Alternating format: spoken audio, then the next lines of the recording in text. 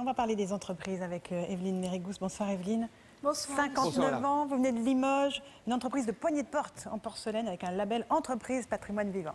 Oui, je viens d'une région que vous connaissez bien, Monsieur Hollande, et d'ailleurs qui a mis en place des dispositifs économiques qui ont fait leurs preuves. L'objet de ma question ce soir auprès de vous est de savoir ce que vous connaissez quand même l'importance du fabriqué français, qui a d'ailleurs qui est devenu un thème de campagne. Et ça me faisait penser aussi au slogan lancé par les chambres de commerce et d'industrie à une époque, qui disait « Nos emplettes sont nos emplois ». Alors pour ce qui nous concerne, effectivement, nous sommes fabricants à Limoges de porcelaine. Et dans un créneau, pas forcément de luxe, bien sûr, on fait du luxe aussi, mais on est confronté quand même à des problèmes de pouvoir d'achat de nos consommateurs.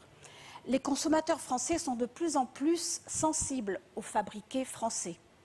Ça, c'est une évidence. Mais pour la plupart d'entre eux, ils achètent des produits importés parce qu'ils sont moins chers. Et je pense par exemple aux produits venant de pays à bas coût de main-d'œuvre.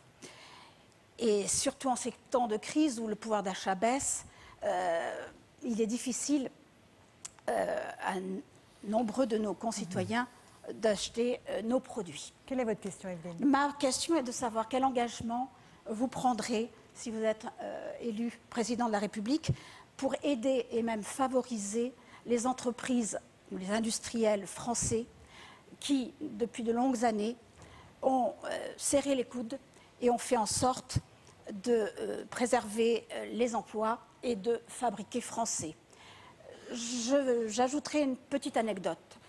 Je suis la commerciale de l'entreprise et je suis en phase avec les chefs de produits de mes clients, et qui sont pour la plupart des grandes surfaces de bricolage. Et il y en a un qui m'avait dit « Mais Madame Mérigous, vous ne vous en sortirez pas si vous n'allez pas en Chine acheter les produits. » Eh bien, je peux dire qu'on s'en sort encore. Mais il est vrai qu'on attend de vous quand même des aides, parce qu'il nous semble quand même difficile de comprendre que ces produits d'importation ne soient pas ou très peu taxés. Alors je voudrais savoir s'il y a une raison particulière qui m'échappe, parce que je gère mon entreprise, mais à mon petit niveau.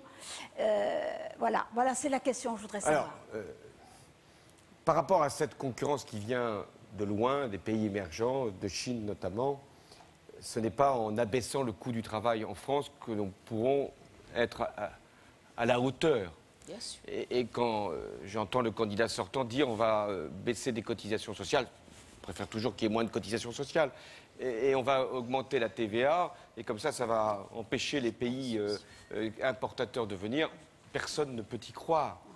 Nous en sortirons que si nous vous aidons à innover, à inventer, à être finalement dans le haut de gamme pour ne pas être concurrencés. Et deuxièmement, à imposer des normes sociales et sanitaires au niveau européen pour que des produits qui sont fabriqués hors de toute règle environnementale ou de toute règle sociale ne puissent pas accéder jusqu'à nos marchés. C'est quand même un principe. Mais ce que je veux, c'est que nous puissions définir une stratégie offensive, c'est-à-dire être les meilleurs dans nos domaines. Et vous l'êtes dans ces domaines, heureusement, parce que ça correspond à une tradition industrielle, vous l'avez rappelé, la porcelaine. Mais quel travail, quel engagement. Alors comment faire?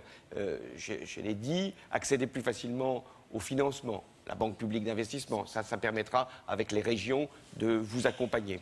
D'autant que la région Limousin fait beaucoup, heureusement. Bon, avoir le matériel le plus performant, pouvoir avoir un crédit d'impôt recherche, parce que ça existe, et c'est une bonne invention qui remonte à loin, qui a été même amplifiée, tant mieux.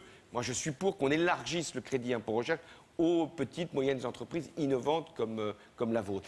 Et puis enfin, nous avons besoin de vous aider à avoir des ingénieurs, des jeunes ingénieurs qui puissent être là encore les meilleurs. Enfin, il y a la question chinoise que je veux évoquer. La Chine est un immense pays avec une recherche importante. Ils ont fait beaucoup d'investissements, une main-d'œuvre avec un faible coût de main-d'œuvre, bien sûr. Mais en même temps, ils ont une monnaie qui est inconvertible.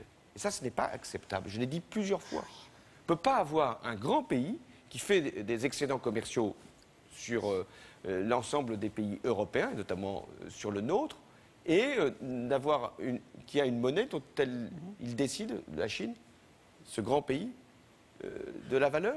Comment l'accepter? Donc nous avons à faire en sorte que les Européens, parce que là il faudra le faire ensemble, que les Européens pèsent sur les Chinois, sur les autorités chinoises, pour que la monnaie chinoise puisse être convertible et donc être évaluée sur le marché.